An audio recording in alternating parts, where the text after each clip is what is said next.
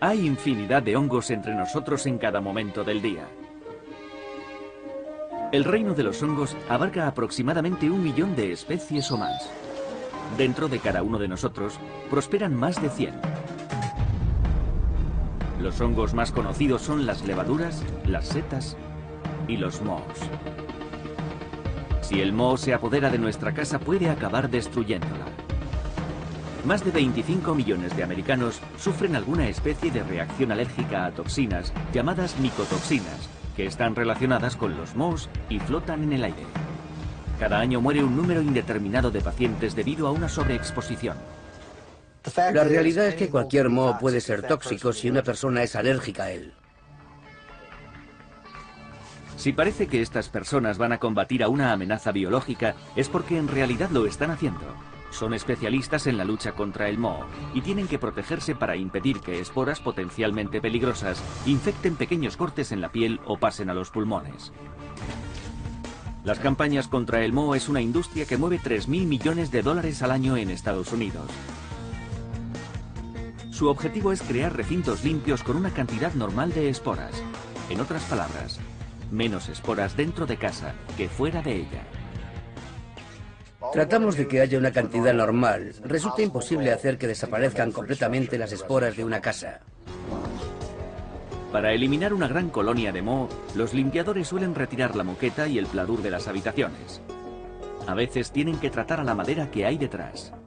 Existen varias maneras de tratar las cepas, dependiendo de la gravedad del daño. Se las puede pulverizar y en algunos casos basta con frotar. Para grandes limpiezas se usa también hielo pulverizado. La combinación de frío extremo y la fuerza del chorro hace que el moho se encoja y se despegue de la superficie. En cuanto los limpiadores tratan y limpian las superficies afectadas, los propietarios pueden reacondicionar la casa. El trabajo de los limpiadores es realmente el último paso de todo un proceso. Antes de intervenir, un especialista en moho debe evaluar la gravedad de los daños. Cuando se confirma la presencia de moho en la casa, el consultor recoge muestras superficiales y del aire, también de las habitaciones contiguas, para comprobar si se ha extendido la contaminación. Las muestras se analizan en un laboratorio para hacer recuento de esporas e identificar el tipo de moho. El moho se propaga por el aire a través de esporas.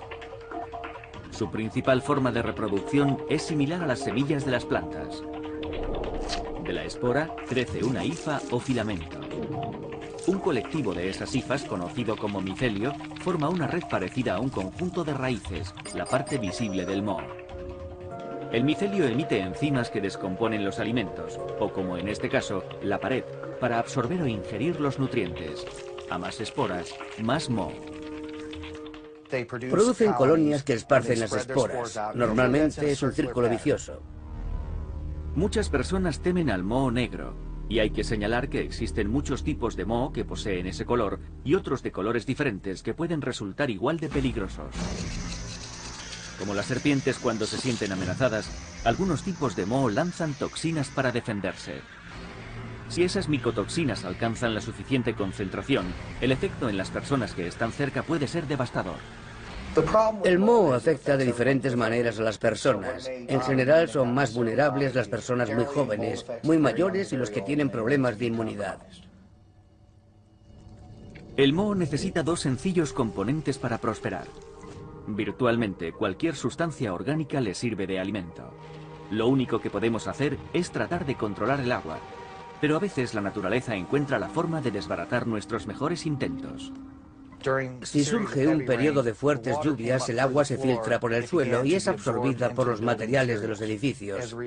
En el caso de la celulosa, el moho la utiliza como alimento y crece adherido a ella.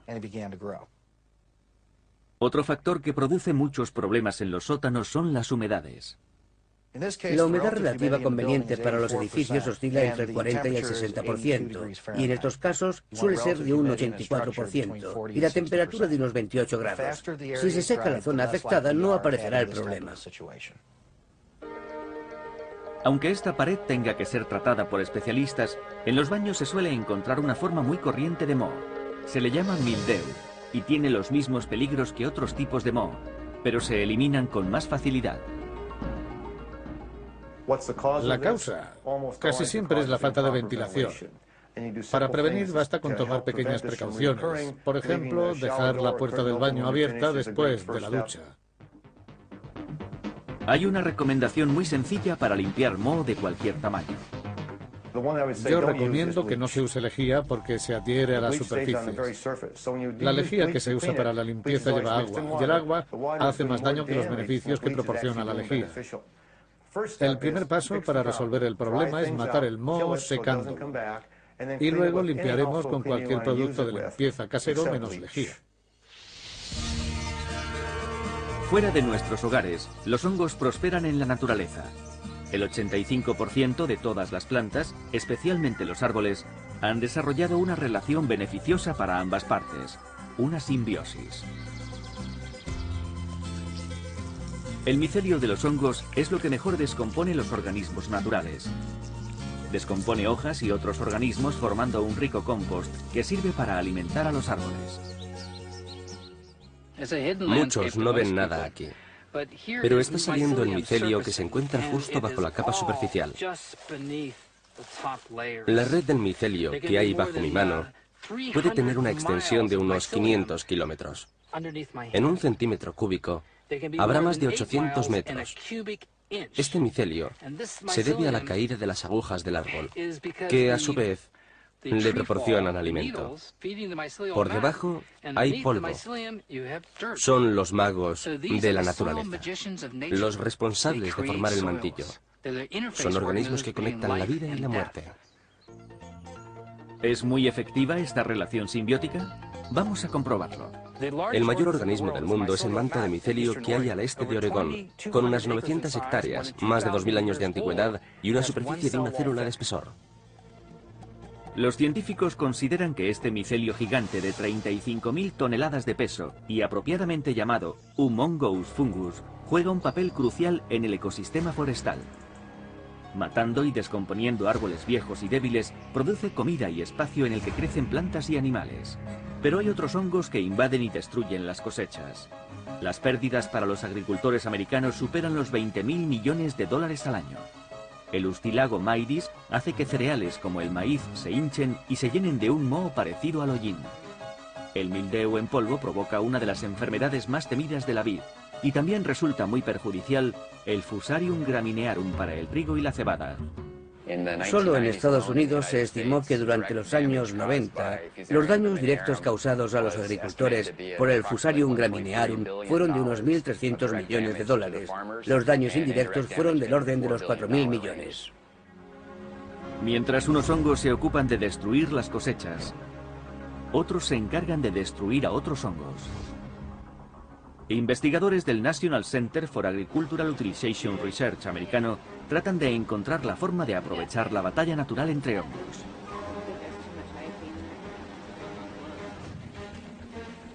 Utilizan hongos para crear fungicidas y pesticidas que sean seguros para el medio ambiente. Es decir, quieren ejercer un biocontrol. Investigamos algunas de esas interacciones naturales para saber cómo funcionan. Luego las probamos en el campo para que produzcan su efecto sobre una gran superficie. También tratan de descubrir hongos para combatir las plagas de insectos. Hay muchos hongos que infectan y matan insectos. Los insectos son una fuente de comida para ellos. Y tratamos de aprovechar esta particularidad para controlarlos biológicamente a través de los hongos. Un insecto que Mark Jackson está estudiando junto con científicos del Departamento de Agricultura de Nueva Orleans es la termita subterránea. Las termitas subterráneas son un problema muy grave, no solo para la agricultura, sino para los ambientes urbanos, ya que provocan más de 2.000 millones de dólares al año en pérdidas y en medios para controlar las plagas. Los hongos que infectan a los insectos penetran su cutícula, los consumen y después depositan esporas por fuera del insecto. Tras varios días, las termitas desaparecen convertidas en un montón de hongos. Creemos que con esto infectaremos a las termitas del nido y acabaremos con él. Los hongos infectan a los insectos de tal forma que parecen de una película de terror. En el caso del hongo Cordyceps, produce un cuerpo frutado que es como un champiñón que brota del insecto. ¿No resultan apetitosos estos hongos? Puede que a algunas judías mohosas le agraden más. Algunos países las incluyen en su dieta. Los hongos se encuentran por todas partes, en el aire que nos rodea, en el suelo por el que caminamos y algunas veces en nuestras neveras. Algunos opinan que como no podemos vencerlos, podríamos empezar a comer mohos y hongos. Fijémonos en Hain Celestial Wet Soy Plant de Boulder, Colorado, que produce más de 150 toneladas de tempe al año. Esta es una combinación de habas de soja, agua y un hongo llamado Rhizopus oligosporus. El tempe es una rica fuente de proteínas y fibra, un alimento muy habitual en la cocina de Indonesia. Esta pasta de hongos tuvo una amplia difusión en Estados Unidos durante la década de los 50.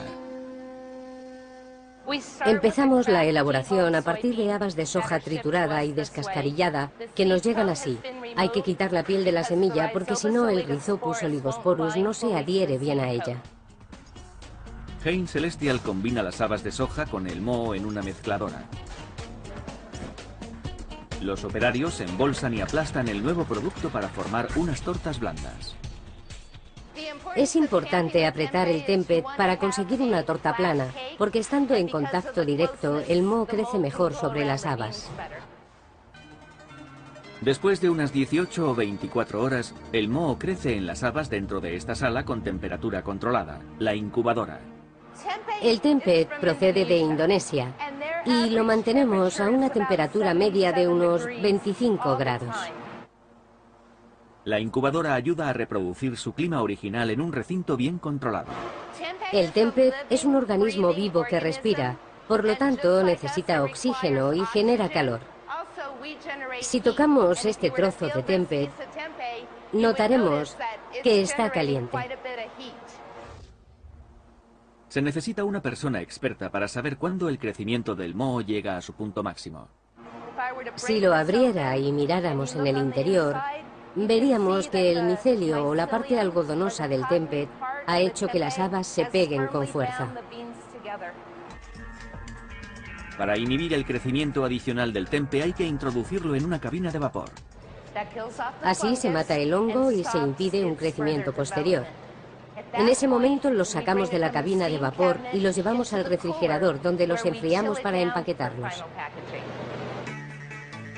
Después del empaquetamiento, el tempe se calienta de nuevo, aumentando su vida en el almacén de la fábrica a más de 70 días. Luego se enfría y se envía a los supermercados.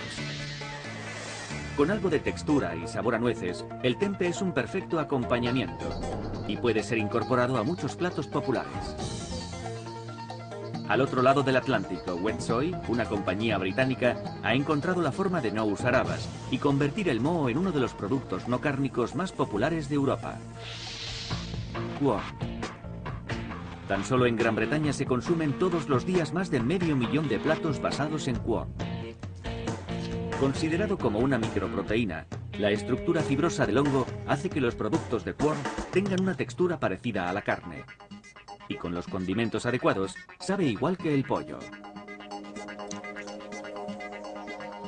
¿No les resultan familiares estas comidas basadas en moho? Quizá hayan comido un trozo de moho como este. Se suele utilizar para madurar muchos quesos, o en la corteza blanca del brie o del camembert, o en los trocitos que destacan en el queso azul o el gorgonzola. En el queso Roquefort se puede ver el lugar por donde lo inyectó el quesero. Aunque el moho resulte muy sabroso, el hongo comestible más conocido es el champiñón. En Estados Unidos, el 65% de los champiñones que se consumen proceden de Pensilvania y algunos de Creekside Farms, a las afueras de Worthington. La mayor granja de champiñones del mundo, Creekside, cultiva principalmente champiñones dentro de 250 kilómetros de túneles de caliza, lo que añade cerca de 320 hectáreas de espacio de cultivo a 100 metros por debajo de la superficie. Lo bueno de cultivar champiñones en esta factoría es que la temperatura es muy constante a lo largo de todo el año. Mantenemos unos 17 grados con un 95% de humedad, lo que hace que los champiñones se reciclen cada 24 horas. Debido a que los champiñones maduran a diferentes velocidades, deben ser cogidos manualmente. Creekside cosecha más de 12.000 toneladas al año. Pero a 450 kilómetros se encuentra Kennett Square, que se ha autodenominado la capital mundial de las setas. La mayor concentración de granjas del estado se encuentra aquí, incluyendo a Phyllis Mushroom Farms, la mayor productora de setas de especialidad. Aquí las setas crecen en bolsas, botellas y lechos. Y tienen nombres como maitake, pom pom o melena de león, shiitake, cardo, ostra, enoki, crimini y las que más se venden, las portobello. Producimos alrededor de 4.000 toneladas de setas al año, de todas las variedades. Es todo un reto, pero es muy agradable. Esto se consigue mediante unos 90.000 metros cuadrados de espacio para cultivos, distribuidos en 125 naves de 18 metros de largo, sin ventanas y con temperatura controlada. En esta sala cultivamos crimini y portobello. Una portobello es una seta madura en la que el velo se separa y deja a la vista las laminillas. Esta seta comienza siendo una crimini. Cuando las setas están cerradas, se ve el talo y el sombrero, y dentro están las laminillas.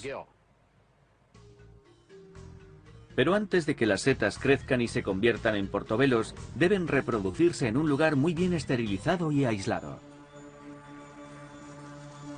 Cuando sueltan las esporas hay que unirlas a un portador, tal como serrín o granos de mijo, para crear un cultivo maestro. A continuación se ponen en una bolsa con grano esterilizado. Entonces es cuando se realiza el proceso real de reproducción que empleamos para las setas. Las esporas se ponen en un sustrato o base de crecimiento. En el caso de los crimini o portobello, los sustratos son lechos grandes de compost. La granja proporciona las condiciones óptimas de crecimiento, ajustando la temperatura, la humedad, la renovación del aire y la cantidad de dióxido de carbono de la sala. Estos hongos blancos que vemos aquí son realmente setas. Lo que se come es el cuerpo afrutado del hongo, que es lo que conocemos como seta. Los cultivadores son los que deciden cuándo las setas están listas para ir al mercado. Esta seta puede doblar su tamaño en 24 horas. Cuanto más volumen, más pesa. Y como nos pagan por kilos, cuantos más recogemos, más ganamos. Una de las ventajas del oficio es que tengo que probar las setas dándoles un pequeño mordisco por arriba. Es fantástico. Una buena forma de preparar portobello es quitarles el tallo, macerarlas con nuestra salsa italiana favorita durante unos 15 minutos, hacerlas en la parrilla, añadirles un poco de queso asiago, algo de pimiento rojo asado, ponerlas en una baguette crujiente y bellísimo. No hay nada mejor. Las setas silvestres hacen las delicias de los entendidos. Nada se puede comparar con salir a recogerlas. Para los que conocen cuáles son las setas comestibles y sabrosas, la recolección puede ser un pasatiempo provechoso. Las variedades más difíciles de encontrar llegan a valer unos 1.000 euros el kilo. Recoger setas se está convirtiendo en una afición popular. Es divertido, se parece a la búsqueda de los huevos de Pascua. Algunos de los trofeos comestibles de los recolectores de setas son las chanterelle, las coral rosadas, las liophyllum, las boletus edulis, también conocidas como porcini, y las morillas, una de las setas silvestres más apreciadas. Los buscadores de morillas suelen encontrarlas en las calvas calcinadas de los bosques de hoja perenne. Todas las primaveras florecen las morillas. En los grandes claros de los bosques se llegan a juntar hasta 5.000 buscadores de setas. Esta bolsa debe pesar unos 2,5 kilos y en una hora hemos recogido 3 bolsas. Esta bolsa debe pesar unos 2,5 kilos y en una hora hemos recogido 3 bolsas. En los grandes claros de los bosques se llegan a juntar hasta 5.000 buscadores de setas. Esta bolsa debe pesar unos 2,5 kilos y en una hora hemos recogido 3 bolsas. Las morillas salvajes frescas se llegan a vender a unos 185 € el kilo. Pero no hay ningún hongo que se pueda comparar al más apreciado de todos, la trufa.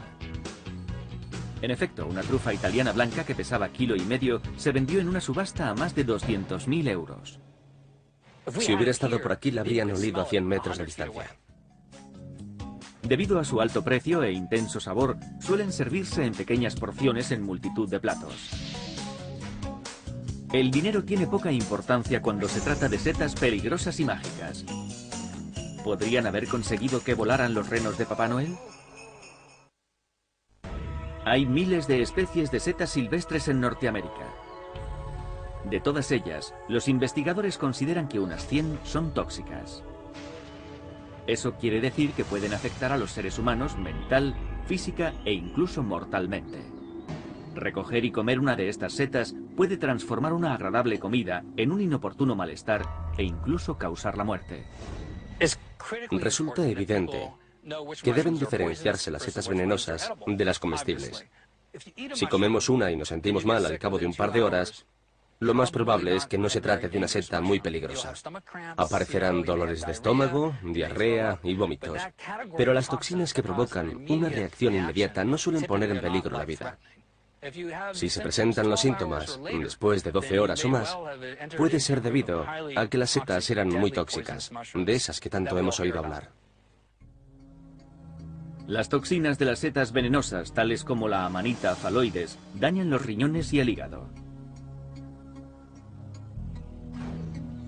Hubo un caso en Polonia con una seta parecida en los años 50, donde más de 100 personas de una pequeña comunidad se pusieron repentina y misteriosamente enfermas, y 11 de ellas murieron. La seta que las envenenó no produce ninguna reacción hasta 2 semanas después de la ingestión. De ella se ha dicho que es la perfecta asesina, porque se puede comer, no produce ningún síntoma. La asesina se marcha y 2 semanas más tarde, la víctima muere.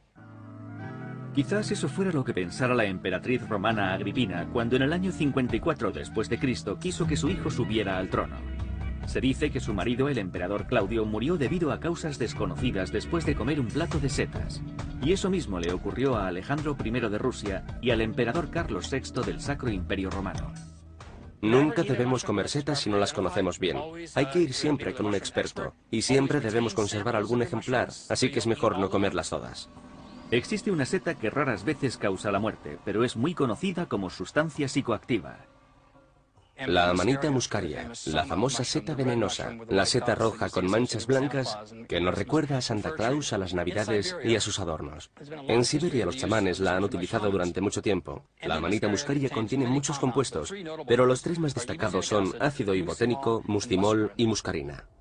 La muscarina produce una abundante salivación, dolores abdominales, náuseas y en algunos casos parada respiratoria, incluso la muerte. Cuando los chamanes comían esa seta, los riñones filtraban la muscarina y vertían el mustimol a la orina. Seguidamente sus discípulos bebían la orina, que ya no contenía la nociva sustancia, y luego tenían una experiencia muy placentera. A los renos también les encantan estas setas. Según algunas leyendas, hacían que los renos de Santa Claus alucinaran y se pusieran a dar brincos como si fueran a volar. No olvidemos al tipo regordete con adornos blancos. ¿Les recuerda a alguien? Quizás estas no tengan una apariencia tan pintoresca, pero son setas que contienen otra sustancia que altera la mente, la psilocibina. Los efectos de la psilocibina o de las setas que la contienen en las personas dependen de la dosis, pero esta sustancia induce una alteración de la consciencia. Se suelen tener alucinaciones. Para que produzca este efecto en el cerebro, la psilocibina se metaboliza en psilocina, que tiene una estructura similar a la serotonina, un neurotransmisor natural que afecta nuestro ánimo. La psilocina liga los receptores de serotonina y excita los nervios como si se hubiera liberado un flujo masivo de serotonina. Se abren las puertas y gran cantidad de información entra en el cuerpo. El arte antiguo nos habla del uso de las setas alucinógenas, conocidas como setas mágicas, que se inició hace más de 7000 años.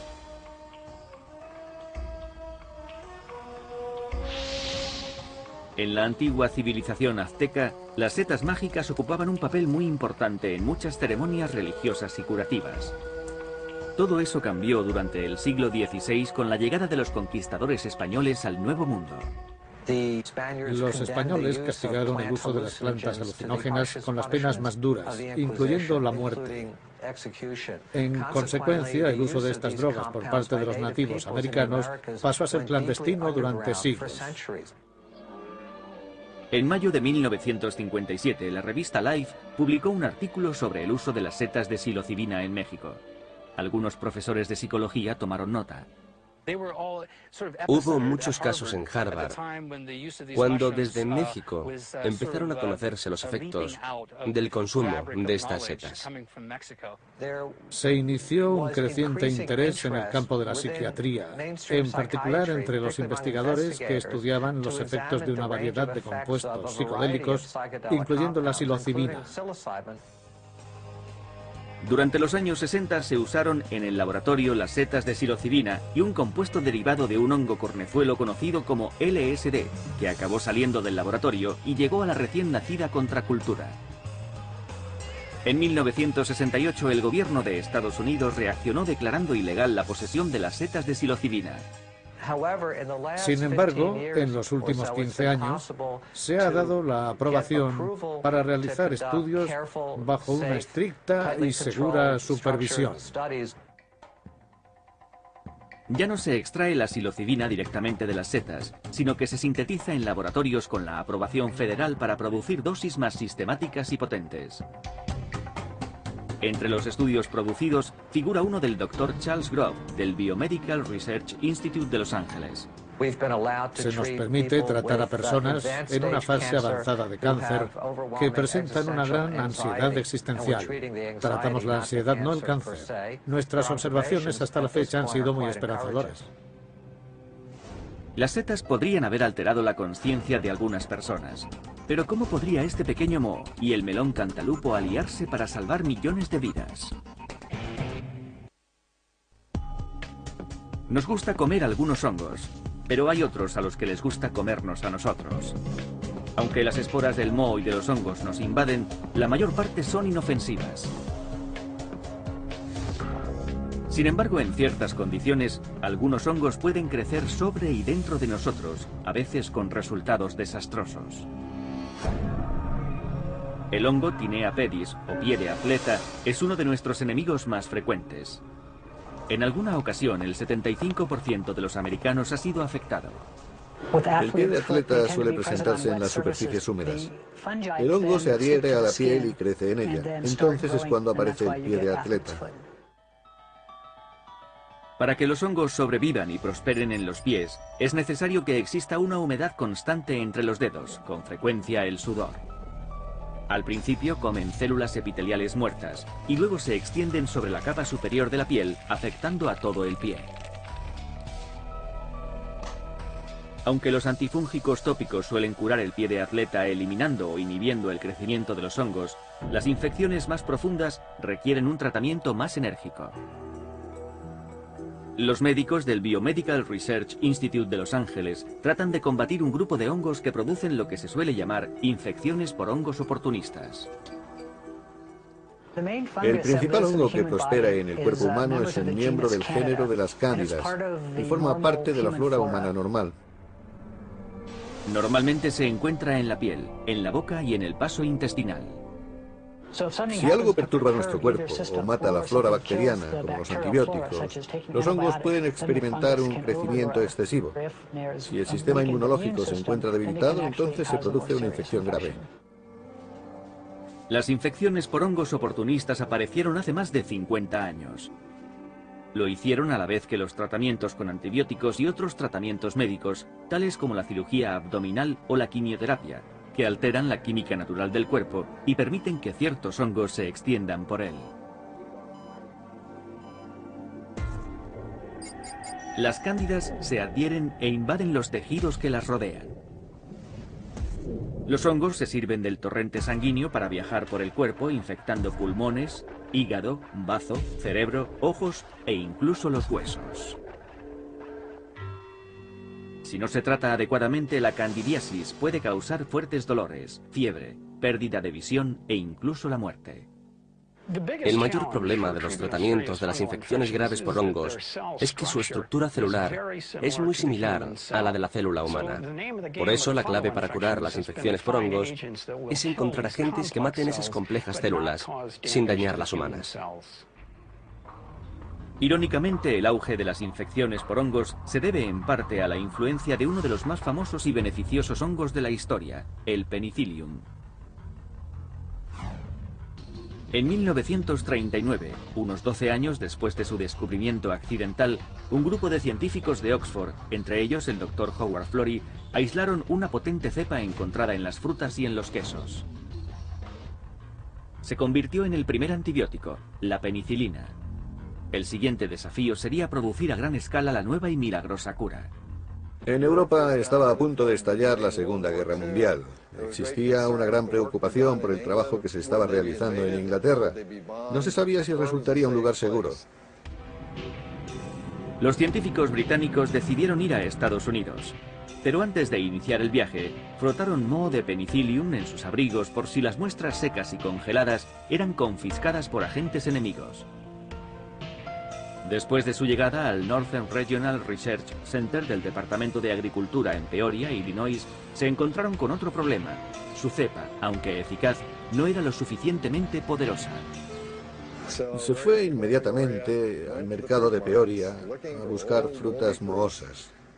Una de ellas, un melón cantalupo, tenía un moho verde que parecía el penicillinum utilizado para producir penicilina. Fue llevado al laboratorio, aislaron y resultó ser una gran fuente de penicilina. A partir de esta cepa más potente de penicillium, los investigadores pudieron aumentar la producción. El resto, como se suele decir, es historia. Millones y millones de personas han salvado la vida gracias a este fármaco. Además, abrió el camino a otros compuestos obtenidos a partir de hongos. Ese es el trabajo de Gary Strobel, científico de la Montana State University. Se dedica a buscar hongos beneficiosos en lugares poco frecuentados, como los bosques frondosos del planeta. Durante los últimos 20 años, Strobel ha viajado por más de 80 países y junto a su equipo ha descubierto más de 1000 hongos nuevos. Aún hay mucha vida en todo el planeta sin descubrir. Mucha se encuentra en zonas de una gran diversidad biológica. Estas cosas son maravillosas y tienen todos los colores, tamaños y formas imaginables. Es probable que un solo árbol contenga miles de hongos diferentes. Tratamos de aislar estos hongos para que crezcan y veamos qué productos nos ofrecen. ¿Ha tenido mucho éxito Strobel? Sí, mucho. Ha realizado grandes descubrimientos en los campos de la medicina, limpieza medioambiental y producción de energía. Como reconocimiento a su trabajo, en la Smithsonian's American History Collection se guardan los característicos gorros rojos que solía usar Strobel para recoger muestras en el campo.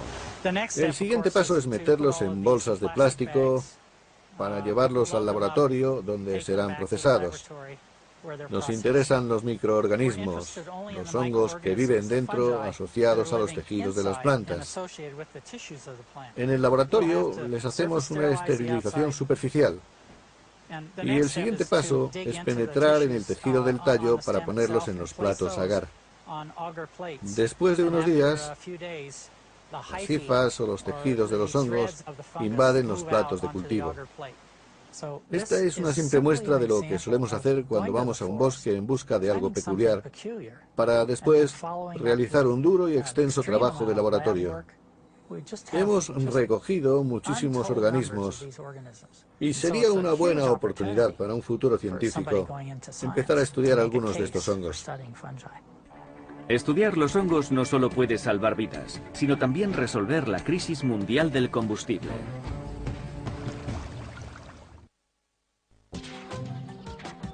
En las instalaciones de la Fungi Perfecti a las afueras de Olympia, Washington, el especialista en hongos, Paul Stamets, trata de encontrar nuevas formas de utilizar las siempre sorprendentes setas. Estos son sacos llenos de trocitos de madera. Están cubiertos con el micelio de la seta de ostra y se emplean para filtrar el agua. En caso de tormentas o de riadas, el cieno y las bacterias coliformes se convierten en un grave problema para la industria marisquera y la del salmón. Pero las bacterias son filtradas por los sacos y el micelio los degluye. El micelio digiere las bacterias y las descompone formando productos del petróleo, diésel e incluso pesticidas. Utiliza las bacterias como alimento. Además beneficia al ecosistema proporcionando nutrientes a la cadena alimenticia de muchos otros organismos. Actualmente se emplean sacos con el micelio de Stamets para microfiltrar agua en 6 proyectos pilotos en el estado de Washington y en la Columbia Británica. Los resultados de reducción de las bacterias coliformes, incluyendo la E. coli, son espectaculares. Esto representa unos 900 kilos de micelio de seta de ostra. En este complejo producimos unas 10 toneladas por semana de una especie de Micelia tsunamis. Este micelio es repartido por todo el país para realizar proyectos medioambientales. En Big Sky Country, la Clean Waste of Belgrade, Montana, usa hongos para matar las bacterias de E. coli que se encuentran en los residuos humanos. Apropiadamente llamado poo powder o polvo para excrementos, se vende formando parte de un kit de bolsas de residuos llamado Wag Bag. Permitan que les muestre cómo funciona. Nuestro kit de bolsas de residuos es un retrete en una bolsa. Tiene una bolsa exterior, otra interior y un sanitizador de manos, así como papel higiénico. Esta es nuestra bolsa embudo. La bolsa embudo contiene nuestro polvo para cacas. El ingrediente exterminador de bacterias del polvo para excrementos proviene del hongo Muscoduralbus. Y Strobel lo encontró en un árbol de la canela cuando buscaba hongos en Honduras. Inventamos una forma de conservar vivo el hongo y de que creciera en los residuos. Además, le añadimos otro organismo, otro hongo de la selva de Perú que provoca la degradación de los residuos. Cuando esos agentes se juntan y son activados por el calor y la humedad de la orina principalmente, sueltan un gas que mata de manera natural a la bacteria E. coli de una forma no tóxica para las personas. Una máquina mezcla esos hongos con otros ingredientes biodegradables que hacen que los residuos se conviertan en gel, pierdan el olor y se catalicen. Tras varios minutos se obtiene el polvo para excrementos para las bolsas de residuos. Cuando una persona termina de usar el inodoro, dobla la bolsa, la mete dentro de la bolsa exterior y la cierra. Ambas bolsas están hechas de material biodegradable a partir de derivados del almidón para que se desintegren de manera más segura que los pañales de los bebés. Con las bolsas no hay más que usarlas, cerrarlas y tirarlas. El día de nuestra visita, más de 13 millones de paquetes de bolsas fueron enviados a un gran almacén militar de Filadelfia, Pensilvania. La mitad de nuestra producción es para el ejército y el FEMA, la Agencia Federal para el Manejo de Emergencias. También vendemos mucho al mercado al por menor de los camping. Otro mercado que está teniendo un gran auge es el sanitario, hospitales, residencias y centros de asistencia. Científicos del Departamento de Energía del Pacific Northwest National Laboratory de Richland, Washington, están trabajando con hongos en otro proyecto. Confían en que el insaciable apetito de los hongos convertirá la celulosa en etanol. Y eso sería la clave que nos llevaría al biocombustible. Tratamos de reducir la dependencia del petróleo extranjero y del petróleo en general, usando organismos como los Aspergillus niger, Orizae y los Trichoderma raceyi para producir enzimas, combustibles y ácidos orgánicos que puedan sustituir al combustible extranjero. El interés del laboratorio por el Trichoderma raceyi proviene de este hongo que digiere materiales complejos. El Trichoderma raceyi es un hongo que se descubrió en los años 40 en las tiendas y mallas usados en el Pacífico durante la Segunda Guerra Mundial. Nos interesa porque digiere la celulosa. Con el tiempo se han desarrollado cepas de Trichoderma raceyi que producen celulasas, unas enzimas que aceleran la descomposición de la celulosa en azúcares sencillos. Y en cuanto se ha obtenido el azúcar, resulta muy fácil transformarla en alcohol. El siguiente objetivo es descubrir un método para producir a gran escala las enzimas y el combustible de manera eficiente. Gary Strobel trata de descubrir más hongos que sirvan para producir combustible. El hongo llamado C13 produce un derivado llamado micodiesel, una nueva palabra. No se trata de biodiesel. El biodiesel se compone de aceites y de sustancias grasas procedentes de plantas superiores. Este es el auténtico diésel. Este hongo crea muchos de los ingredientes del diésel y actualmente se está produciendo en cantidades que lo harán comercialmente viable. A la vista de los resultados se me erizan todos los pelos del cuerpo, incluidos estos. Es posible que falte poco para que llenemos el depósito de nuestro coche con combustible procedente de hongos. Puede que funde una compañía llamada Strobe Oil.